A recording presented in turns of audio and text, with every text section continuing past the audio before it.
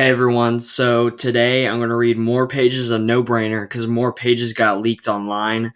In my last video, I read pages 1 through 8, and this is 9 through 19, so I'm going to go ahead and read it. So they teach you a little bit at a time so you don't get too smart too quick, and sometimes they teach you stuff you can't even use. That's what's been happening at my school lately. I just took 3 months of Latin with a teacher named Mr. Layton, and it was my favorite class. But it turns out he didn't know Latin at all and was teaching us nonsense the whole time. Escatuso numersco, imzo Gregorio. When the school found out Mr. Layton was a fraud, they fired him. So now all I've got to show for the last 3 months of my life is knowing how to order a hamburger in a language that doesn't even exist. Mr. Layton isn't the only one teaching us stuff we can't really use. My social studies teacher is Mrs. Lackey, and this is her last year. So the only countries she teaches us about are the ones she's planning on visiting with her husband after she retires. And for our last homework assignment, she had us research which cruise ships have the best meal plans.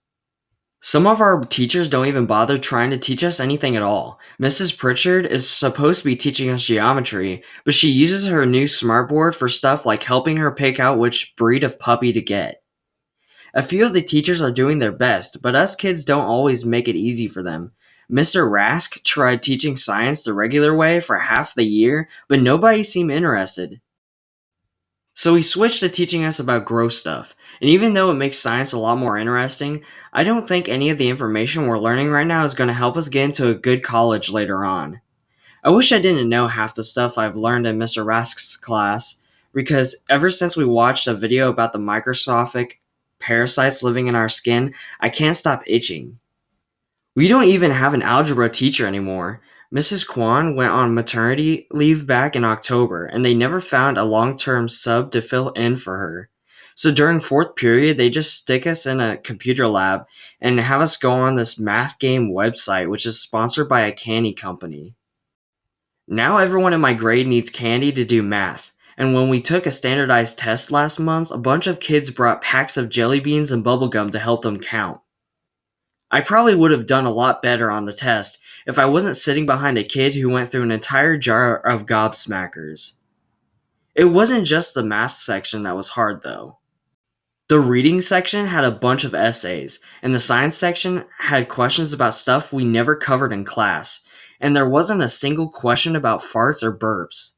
So when our school's test results came back, it wasn't a surprise that our scores were the lowest in the state. In fact, our scores were so bad we made the news. A lot of parents were pretty upset, including mine.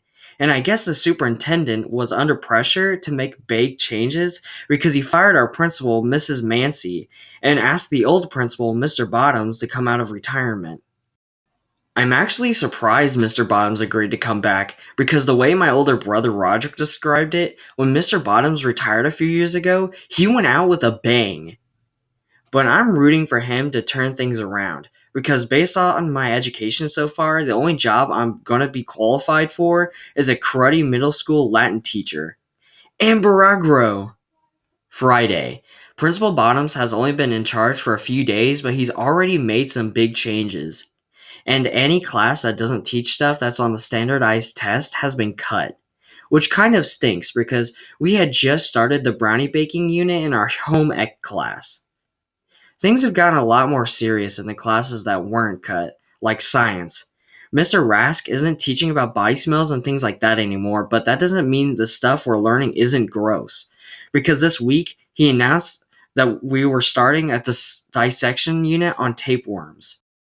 Luckily, there weren't enough tapeworms to go around, so me and my partner, Tyler Geary, had to work with some noodles from the cafeteria instead. Tyler takes this science stuff pretty seriously, though, and you'd never think he was operating on leftover pasta.